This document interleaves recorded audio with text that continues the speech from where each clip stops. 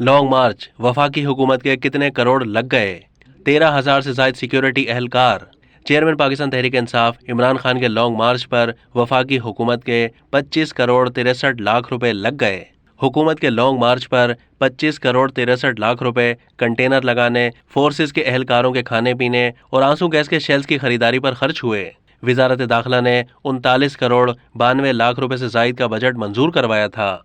वजारत दाखिला की दस्तावेज के मुताबिक इस्लामाबाद में 13,800 सिक्योरिटी एहलकार तैनात किए गए थे। इन एहलकारों ने 2,442 शेल चलाए। दारुल हुकूमत में तैनात किए गए सिक्योरिटी एहलकारों में इस्लामाबाद और सिंध पुलिस, FC और रेंजर्स के जवान शामिल थे। इस्लामाबाद की मुख्तलिफ सड़कों पर सैकड़ों कंटेनर एक महीने तक रखे गए। इमरान खान का लॉन्ग मार्च रावलपिंडी से वापस हो गया, इस्लामाबाद नहीं पहुंचा। अब तक के लिए इतना ही। मजीद मालूमात के लिए डेली जंग के YouTube चैनल को सब्सक्राइब कीजिए।